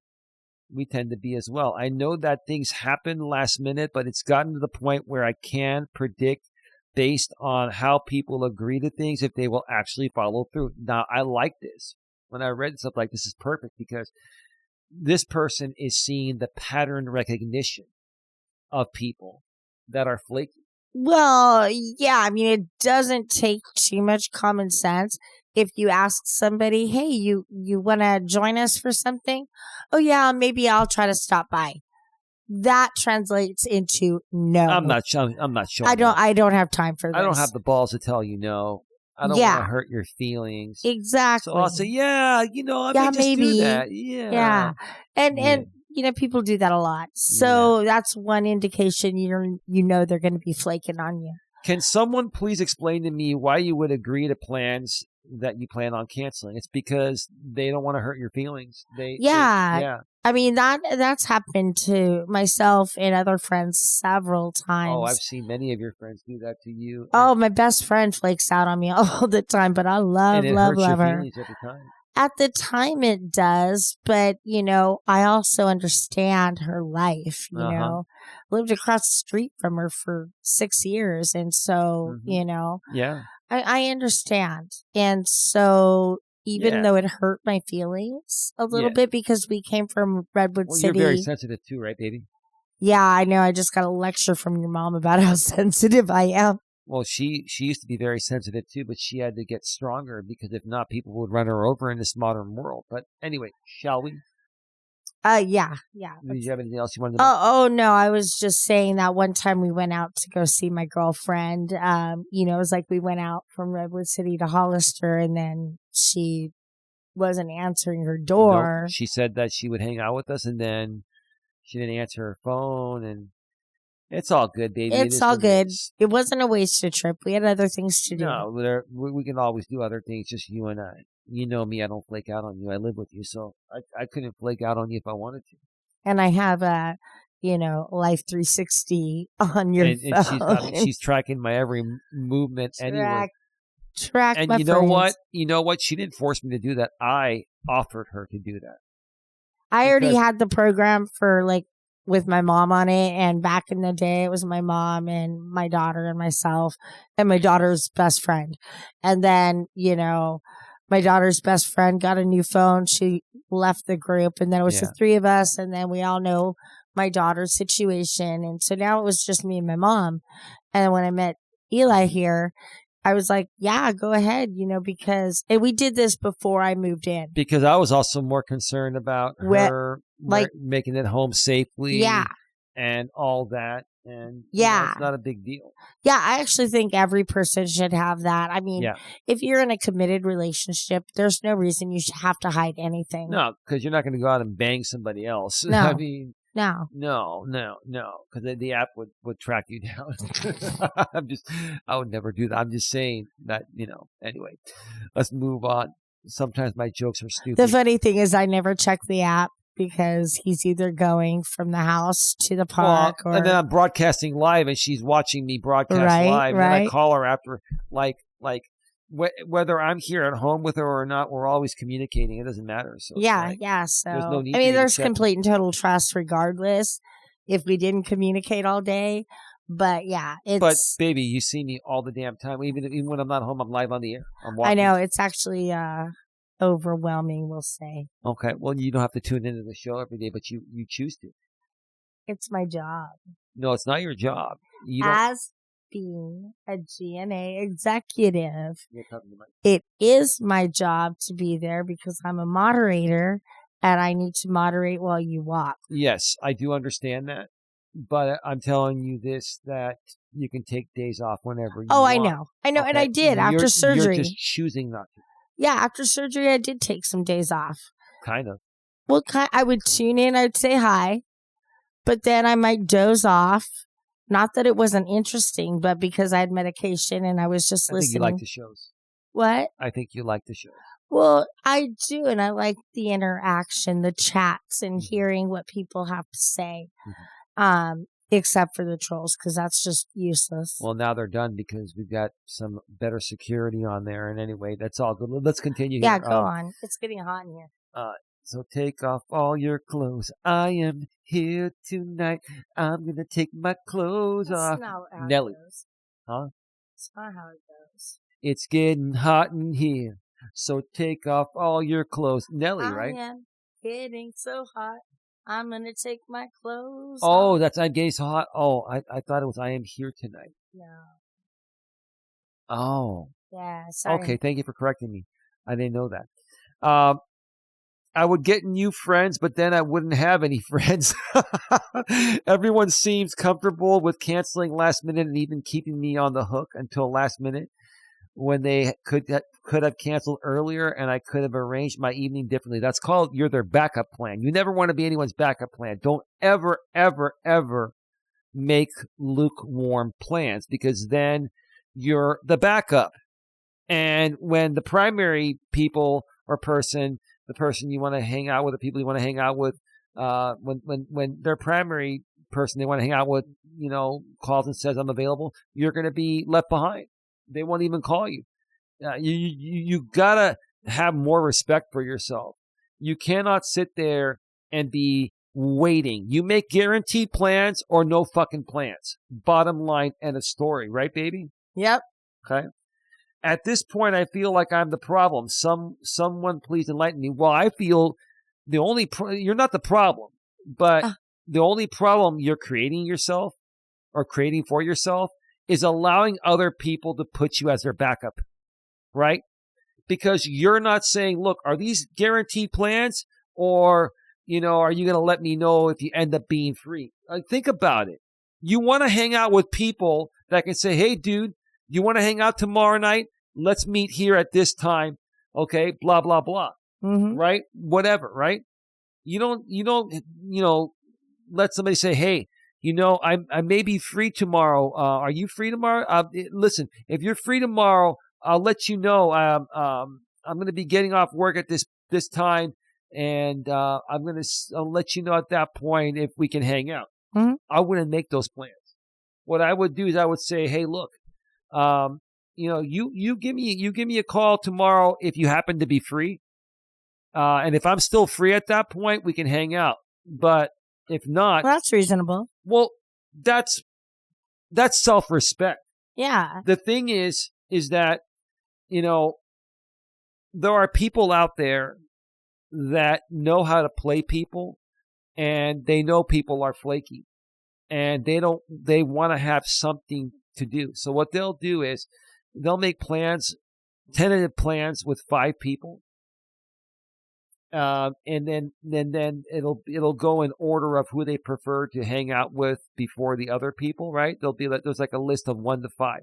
I don't think that's always how it is, because you're talking just about in the dating circle. No. I'm talking even like, let's say in the college world or in the business world, where people make plans for the weekend, like especially like single people, right? Okay. If you're dating someone, then you're either living with them or you're hanging out with them regularly. But this typically happens to single people. Single people are the ones that are flaked on, and what other single people will do is, they'll make tentative plans with a bunch of people. I never did this, and it sounds like you never did this, but other people did, and so you can't sit there and be the backup. You either got to make tentative plans. What's that? I have made tentative plans for the future, like when it's like a couple weeks in the future or something. I will say, yeah, I can probably make it, but I'll have to let you know sooner to the dates. Okay, and that's fair. That's fair, and that's not saying I'm going to be there at this time. I'm just saying it sounds good now. I'd like to go to this event. As of right now, my calendar is free. I've got to see if I can fit it into my budget or something. I will let you know as the date gets closer. At least you're not making guaranteed plans. Yeah, right? Yeah, and that's what I was saying. Certain things, you can do that. Now, if you're going to be going to a concert that costs a lot of money and the tickets will sell out, you got to either say you're in or you're out. Because at that point, you're investing money into buying a concert ticket. Yeah, there's all these different scenarios. Yeah. I mean, there's a lot of different ways you could flake out on people. Yeah. So, I mean, we don't want to just talk on the basics of like dating and not flaking, because there's so many other aspects. And it's not just blanketed on men doing something or women.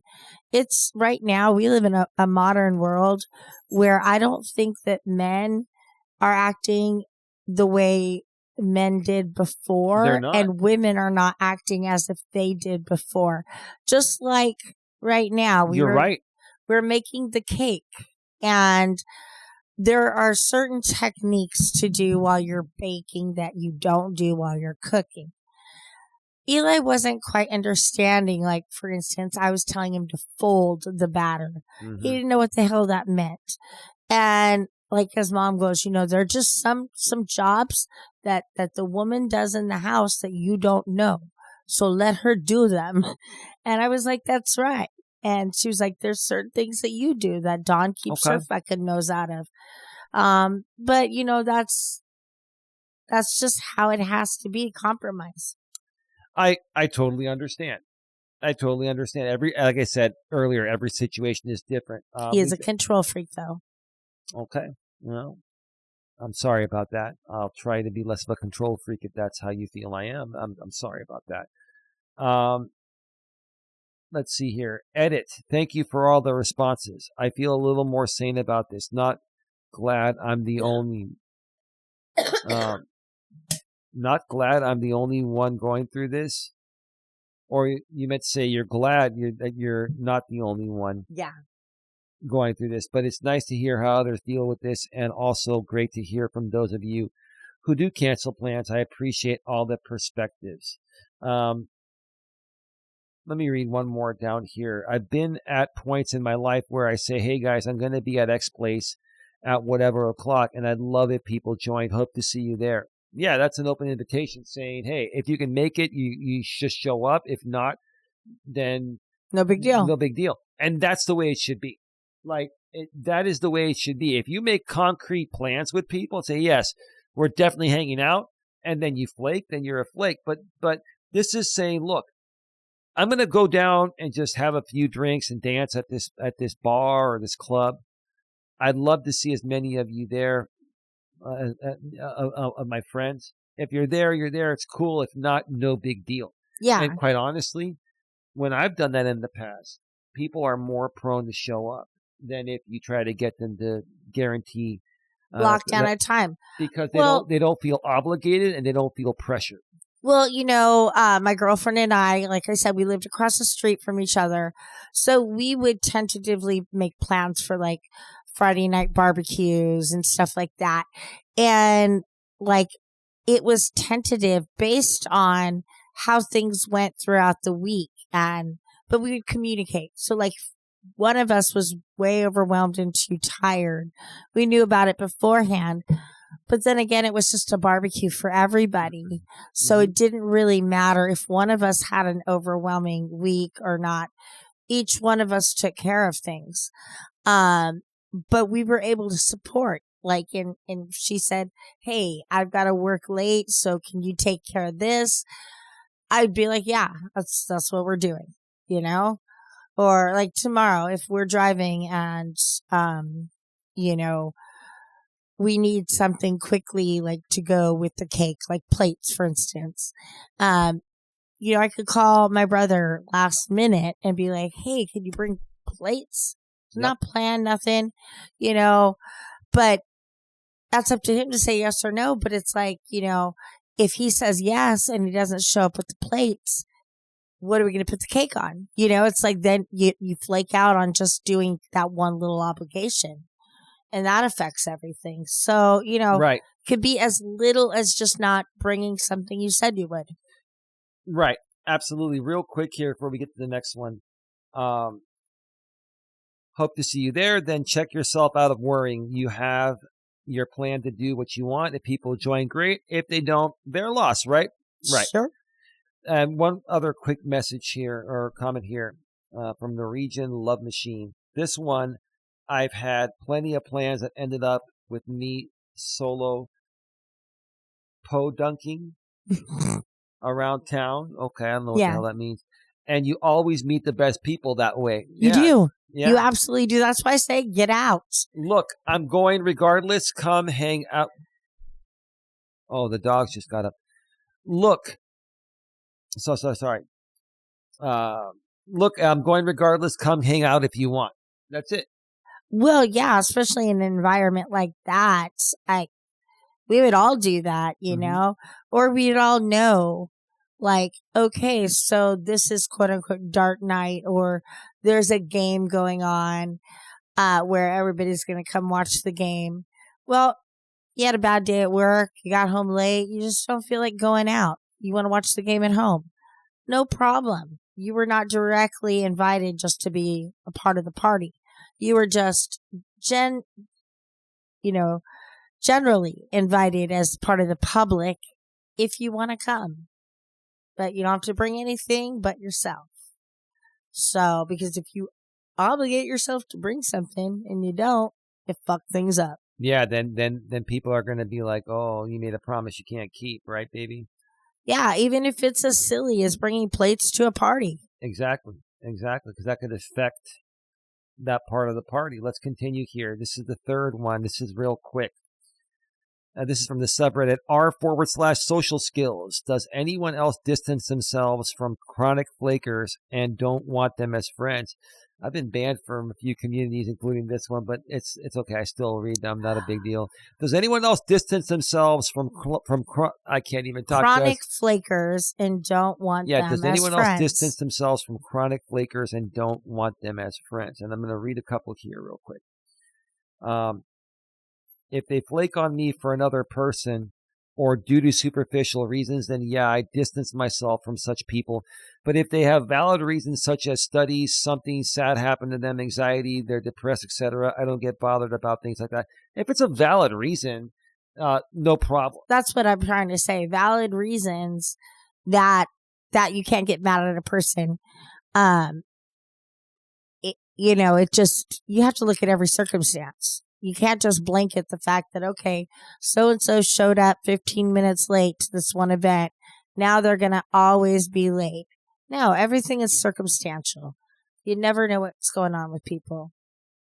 That's right. That's right. I was going to say with this one line, my friend in Hollister, she was a bartender for a majority of her life there. She met a lot of people, a lot of friends. She grew up in the town. So a lot of people when she went to school with, all of that. Well, she was great friends with this one girl, but this one girl just became so needy and flaky. She was the type that would be, oh yeah, I'm coming to visit. And then she'd come to visit and she'd stay at somebody else's house. Yep.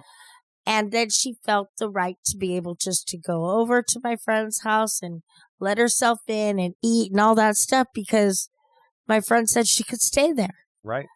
But she's not staying there. She's staying at so-and-so's house.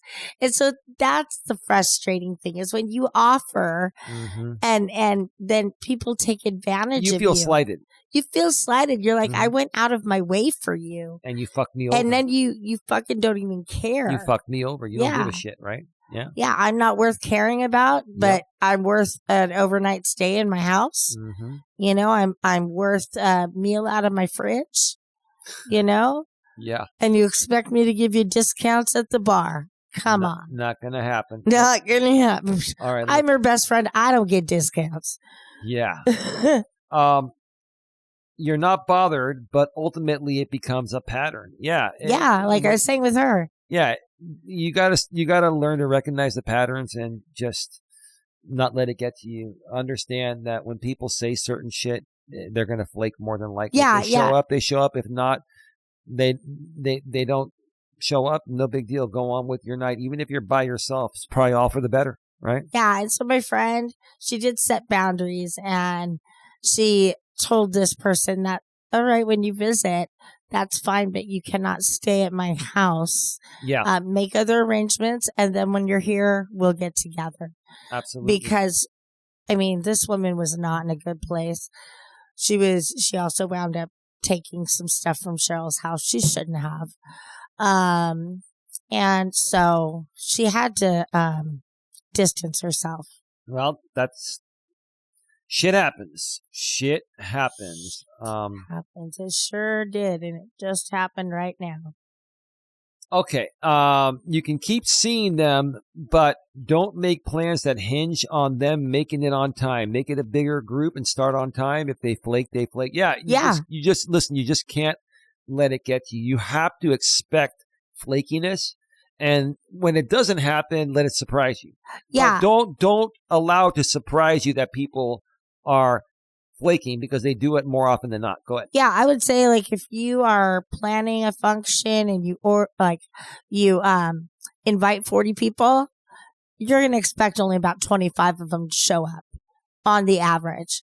Now, some of those other ones, other 15, they might RSVP no.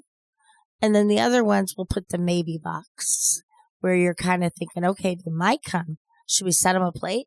Should we order extra chicken? What should we do?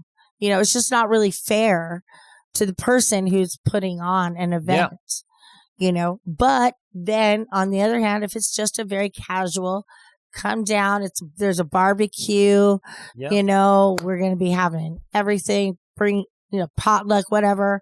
Yeah, that's great. And if you can't make a potluck, that's not a big deal. You just let the person know, but everybody else there is still having fun. Yeah. No, absolutely. And if you were supposed to bring some potato salad, get some potato salad there. Yeah, do your part. Do your part and be consistent. All right. Fourth and final one, real quick here. from the subreddit r/casual conversation. Why are people so flaky nowadays? The biggest problem I've had in my adult life is people canceling plans all the time, often very last minute too. That happens to all of us, right, baby? Mm-hmm. I don't know how to deal with this because I feel like I can't rely on anyone but maybe one or two people. That's better than nothing. And listen, the only people I rely on are Dawn and my family and maybe even her family. I don't rely on anyone else. You should only rely on people that are within your family or someone. Very trusted people. Right, right. Anything else is a bonus. Okay. Do you agree? Absolutely. And, just go on. I don't want to keep repeating myself over and over again. That's okay. Building new relationships is hard because people just cancel. Yeah. Sometimes I wonder if a lot of people don't have an understanding of someone else's individuality. No, they're just fucking selfish. They're not taking your feelings, wants, and needs or other people's feelings, wants, and needs into consideration. Right, baby? Correct me if I'm wrong. It's not that you're wrong. I think that there's different ways. People handle it. People handle it. And, we also have to remember that we have a lot of people on the spectrum that don't understand how, etiquette is and stuff like that. Like courtesy. I mean, they're all very... Like MJ had no professional courtesy or etiquette regarding this show, right? Yes. Yeah. I mean, they're all very highly intelligent people, but it's just supposedly more of the common sense that they're lacking. Yeah. And so you have to think of everything in an individual basis and based on how you know the people. Now, if you're just starting to meet somebody, that's where your conversations come in hand, and don't make big elaborate plans. Make something small, Amen. The next day or that weekend. And you work your way up so that you're developing a relationship of a commitment, Yeah. And you now are making time for each other. You're not having to split it up amongst everything else you were prioritizing before. I agree. Well said. Very well said, babe. All right. We're almost done here. Let's see.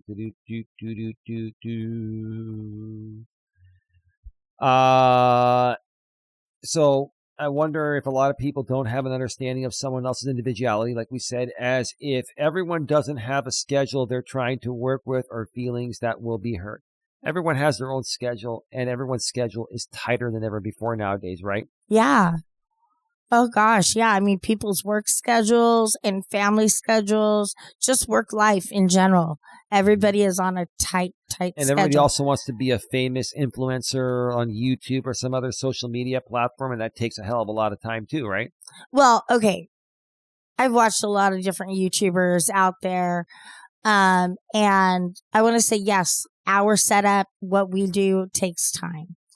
But I have seen and people have talked on YouTube about literally just pushing record and on their phone, no special mics, no setting up on the laptop for sound or anything like that. It's just picking up their cell phone and just talking into it. But they're not making a business. They're having fun. Yeah. And a lot of those people, sometimes their channels go viral. Yeah, sometimes they do. You just never know. I mean, it just, it all depends on the person. And if they're doing their shows and they're regular, then they're not flaking on you. If their thumbnail resonates with the people, they click on it. And if what they're saying keeps them around longer, right? Yeah, but the thing is being reliable and on time. If you're going to promise everybody you're going to do 3 shows a week at 4 p.m., Pacific, 7 Eastern, then you better be there at 4:00 to do your show. Already set up. Not, I'm still setting up at 4, but ready to press action, go. Right. Right. Could not have said it better myself, baby. And that's something you used to have a problem with. Yeah. You would say, oh, I'll be out on the walk in I'll be starting in 30 minutes. You'll make the announcement. And then it was always 15 minutes later that you actually started. Now I just go, you don't even do it. Now you just go live when you get there. Yeah, I just go live, on the fly. I don't even pre-schedule it. People subscribe, they find out about it. We'll have more of a regular schedule on those down the road. But anyway, Oh man. Oh, there we go. Okay. Let me see here. So as if everyone doesn't have a schedule they're trying to work with or feelings that will be hurt. I am not giving up on finding my people, but dang, it's overwhelming how many people I have met that have absolutely zero problem canceling last minute. If they're canceling and calling you, I can respect that. It's still frustrating. If they do that, like more than 50% of the time, they're not reliable friends. If someone's going to cancel 1 or 2 out of every 10 times, I can understand that. But if they're canceling 3, 4, 5 out of 10 times, if they're canceling more than, showing up, then come on. You got to put those people and say, or you got to put those people on the back burner and say, hey, look, yeah, you keep canceling. I'm not going to make plans with you. If you want to hang out, just, show up and this is where I'll be if you want to hang up. And you don't make guaranteed plans with people that continuously cancel, even if they're calling you to tell you. That's what people used to do back in the days. Now people just ghost you. Yeah. Now people are like, I'll just block you off. I'll block your number on my cell phone. People can block you in any way that they communicate with you, whether it's social media, direct messaging. They can turn off their locations. Yeah, exactly. I'm going to read a couple more here, then we're going to wrap this I have up. to pee again. Right now? You can't wait. All right.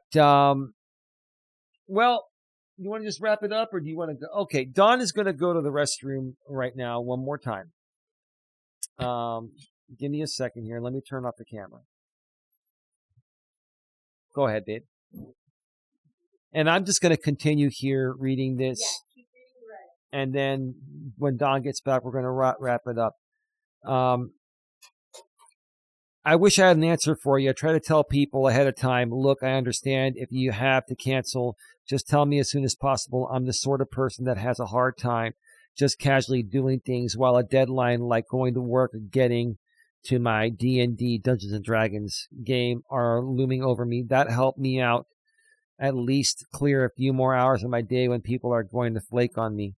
Yeah, I mean, you all have to learn at some point that everyone is going to flake. And you've gotta be prepared for it. Don't count on other people, regarding how you want to spend a Friday night or a Saturday or a Sunday on the weekend or any particular evening. You can put it out there and say, hey, if you want to hang out, I'll be here.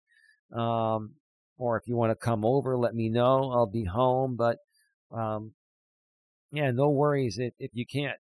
And when you put less pressure on people, when you don't put any pressure on them, they're more prone to just say, oh, okay, I'll just go hang out a little bit, right? The original poster says, thanks, I'm going to try more assertiveness. I'm usually the type to say, oh, okay, no big deal. I'm wondering if that's part of the problem. I am just trying to find a way to not sound like a jerk or something. Well, if people are being a jerk to you by not valuing your time, then you should be more assertive and say, hey, look, if you're not going to make guaranteed plans, you've already canceled a couple of times. I'm not going to make plans with you tentatively, so no, you should be more assertive when it comes to people, not valuing your time in the way that they would want you to value their time. You've got to be more assertive. You're not being a jerk. They're the ones that are being a jerk. So that is that. So Dawn is back. So you're ready? Ready, Freddie. Okay, so we're going to go back to full screen. We just finished up. Any final thoughts, babe, before we wrap this up? We're at 2 hours and 4 minutes. Absolutely.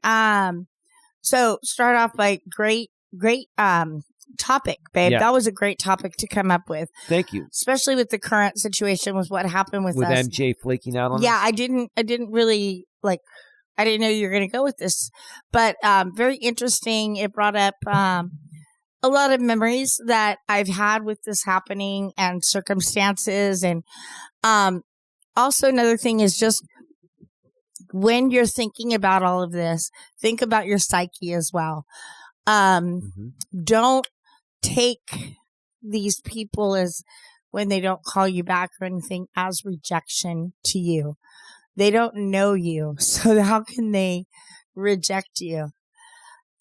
So you can't be down on yourself. You have to just keep getting up and find the right people. You know, if you keep finding people that are flaky, then move on. There are a billion people out there. Come on.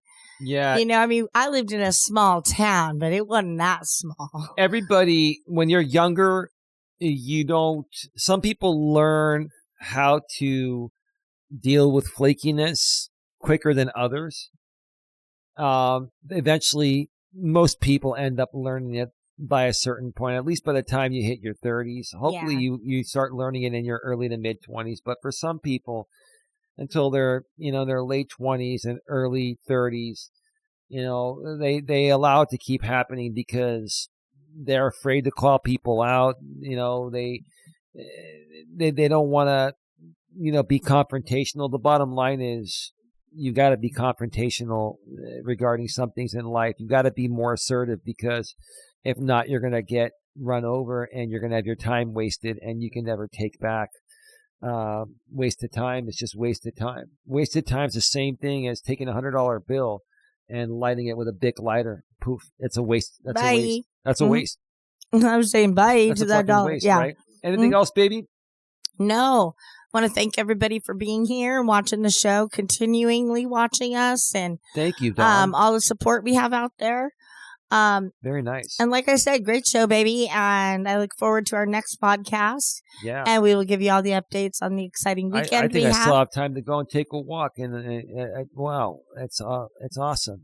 Yeah. And we'll be able to give you all the updates from our busy weekend here and on everything that we've done so far. So yeah, I'm looking forward to all that. This is going to be a great weekend, and we'll share it all with you next week. But yeah, thanks everybody for being around, and I'm going to turn it over to my main man here, Mr. Elias. I've got nothing more to add to it. I mean, baby, great job. My final thoughts did it for you, huh?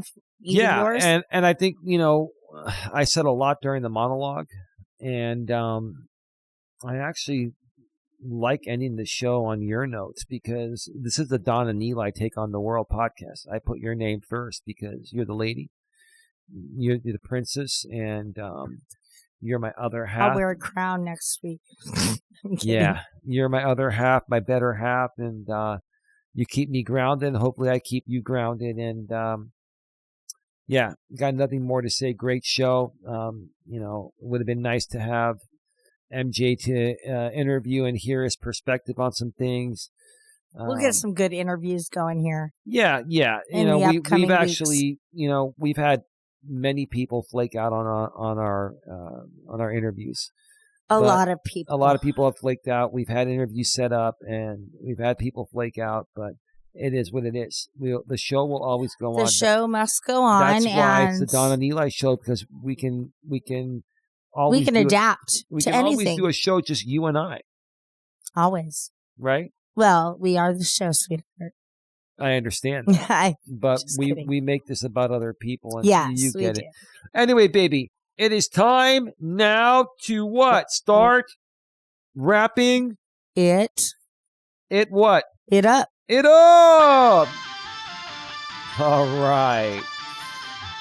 You've been listening to the Dawn and Eli Take on the World podcast. This has been episode number 22, and the topic has been the value of time and flaky people. To remind you all, once again, if you're listening to us on the audio-only podcast network, such as on Apple, Spotify, Amazon Music, your very favorite, baby, iHeartRadio. We're also on Amazon Audible. We're also on YouTube Music, and the rest of the unknown audio-only podcast network. Just do a Google search for the Don and Eli or Don and Eli Take on the World podcast. But if you're already there and you would like to see the video version, which is the same audio, which is video, go below in the description section and click the link to the video, our YouTube video. That'll redirect you to our main YouTube channel, GNA, Genuine Personal Development, GNA short for Genuine Networking Association. When you're there, subscribe, bang the bell, and select all notifications so you don't miss anything. Then go below in the description, and a couple lines down, you will see the link to GNA2, Genuine Live Personal Development. That's our live streaming channel where we do live streams. If not every day, almost every day. I go live walking about 350 out of the 365 days of the year. And sometimes Don even joins me as well. And sometimes we do some in-studio live streams on that channel. So subscribe there, bang the bell, select all notifications, and you won't miss anything. With that being said, baby, it's time to go. Have a good one. Take care. And what, baby? As always, be good to each other. Be good to each other.